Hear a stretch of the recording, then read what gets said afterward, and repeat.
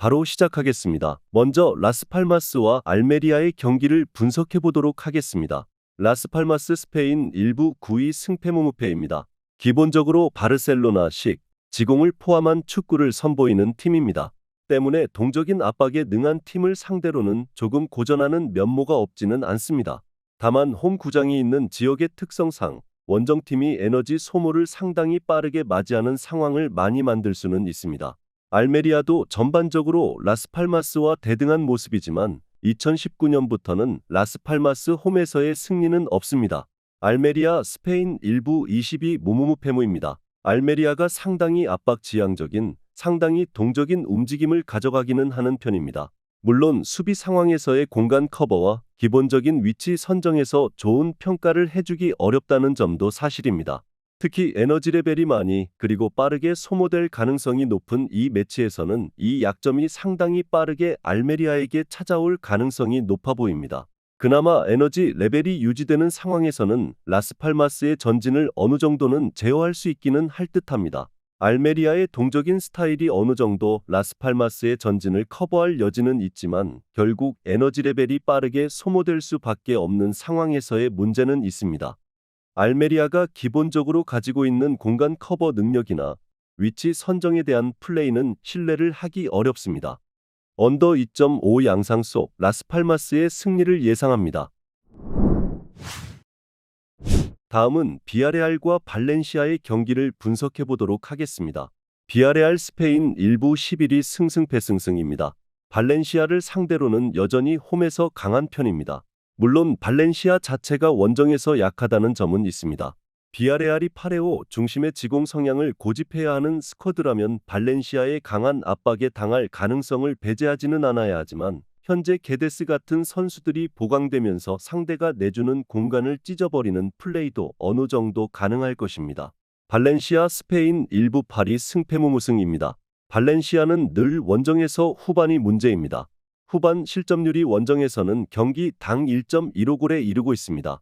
에너지 레벨을 극한까지 끌어올려서 압박을 하는 것으로 대응하는 편인데 가야를 통한 측면 전개로 공격력은 어느 정도 챙기고 있지만 결국 원정에서는 라인 간격 유지에 필요한 에너지 레벨을 경기 끝까지 꾸준하게 유지하지는 못하는 것으로 볼 수 있을 듯합니다. 발렌시아가 그만큼 원정에서 보여주는 수비력에 대해서는 꾸준함을 보장하기 어려울 것입니다. 특히 후반에는 에너지 레벨 부족으로 인해서 상당히 간격이 벌어지는 약점이 큽니다. 비아레알이 게데스 같은 선수들이 있어서 이 공간을 빠르게 전진하는 것으로 이용하는 것을 예상해 볼 수 있을 것입니다. 비아레알의 승리를 예상합니다. 다음은 라요 바이카노와 레알 베티스의 경기를 분석해 보도록 하겠습니다. 라요 스페인 1부 16위 패무패무패입니다. 강한 압박으로 상대 빌드업을 저지하는 축구는 강호들을 상대로도 보여줄 수 있는 전력입니다. 하지만 이것이 골로 이어지지 않는다면 경기력과 결과가 상반된 매치를 치를 수밖에 없습니다. 리그에서는 2024년 10경기 7골이라는 엄청난 빈공에 시달리는 중입니다.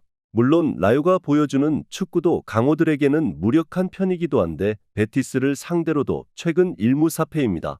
아무래도 강호들은 전방 압박을 풀어갈 수 있는 전개가 가능하기 때문으로 보입니다. 베티스 스페인 1부 7위 무무승패패입니다.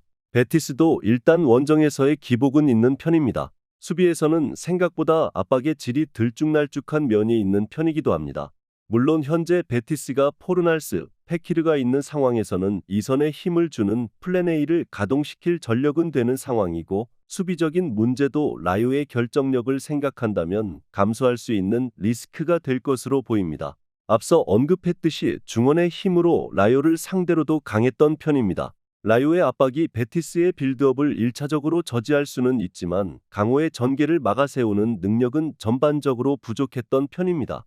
라요의 압박이 득점력으로 이어지고 있다고 하기는 어려운 편이기도 하고 라요와 베티스와의 최근 전적도 베티스가 일방적으로 이득을 보고 있는 상태입니다. 언더 2.5 양상 속 레알 베티스의 승리를 예상합니다. 다음은 AT 마드리드와 바르셀로나의 경기를 분석해 보도록 하겠습니다. 아틀레티코 스페인 1부 4위 무패승패승입니다. 상대 미드필더 라인이 완전히 박살난 상황이고 홈에서 리그 무패라는 점에서 씩 웃고 있을 수는 있습니다. 하지만 시메오네 감독이 사비 감독을 상대로는 전패의 전적을 기록하고 있다는 점을 참고해야 할 듯합니다. 압박으로 상대 지공을 막아세우려는 면모를 보이기는 하는데 바르셀로나가 주도권을 잡는 것을 저지하지는 못하는 모습입니다. 사실 바르셀로나도 원볼란치가 저격당하는 상황에서의 대응이 되는 팀이기도 합니다. 바르셀로나 스페인 1부 3위 무승무승승입니다. 여전히 미드필더진의 구성은 크리스텐센이 볼란치로 나와야 합니다. 다른 팀들이 전진 패스와 압박 대응의 전문 미드필더보다는 부족한 크리스텐센을 저격하려 나오기는 하는데 이미 바르셀로나는 다이렉트한 플레이로 상대 뒷공간을 저격하는 식의 운영을 경험한 상태입니다. 결과도 헤타페를 4-0으로 잡아내는 등 나름대로 임기응변을 잘 발휘했다고 할 수 있었습니다. 바르셀로나가 굳이 아틀레티코에게 밀리는 상황은 아닌 듯합니다.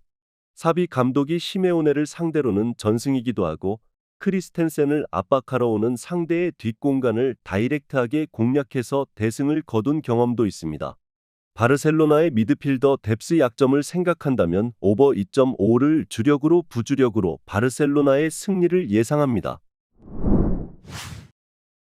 마지막으로 도르트문트와 프랑크푸르트의 경기를 분석해보도록 하겠습니다. 도르트문트 독일 1부 4위 무패승승승입니다. 빠른 템포를 의도적으로 가져가면서 주도권을 잡고 상대의 전진을 제어하는 모습은 어느 정도 유효한 모습입니다. 다만 여전히 빌드업 상황에서 미스가 나오면서 쓸데없이 수비적인 난조를 가져가는 문제는 고질병인 듯합니다. 프랑크푸르트 상대로도 난전을 허용하는 모습이 잦은 편인데 이 중원에서의 문제가 원인이라고 봐도 큰 무리는 아닐 듯합니다. 프랑크푸르트 독일 1부 6위 무패무승승입니다. 2연승을 기록하기는 했지만 여전히 무실점 경기에 실패하면서 단단함이 장점이라고 보기는 어려운 상황입니다. 지난 시즌에도 지친 상황에서의 수비력은 늘 문제로 지적이 되었던 팀이기도 합니다. 물론 중앙에서의 활동량을 중시하는 스타일이 도르트문트의 중원을 괴롭히면서 난전 상황으로 만드는 어느 정도의 공격력은 보여준 바 있습니다. 프랑크푸르트의 수비가 최근에는 상당히 약하다는 점도 참고해야 할 것입니다. 물론 도르트문트의 중원 정교한 부족은 늘 문제를 일으키고 있기도 하고 프랑크푸르트도 이를 이용해서 난전 상황은 꽤 잘 만드는 타입입니다. 오버 3.5가 1순위가 되어도 괜찮을 듯합니다. 영상에서 알려드리는 내용들은 모두 1차 분석 내용들이며 2차 분석과 최종 조합픽은 영상 하단 고정 댓글 링크로 문의 주시면 안내 도와드리도록 하겠습니다. 시청해주셔서 감사합니다.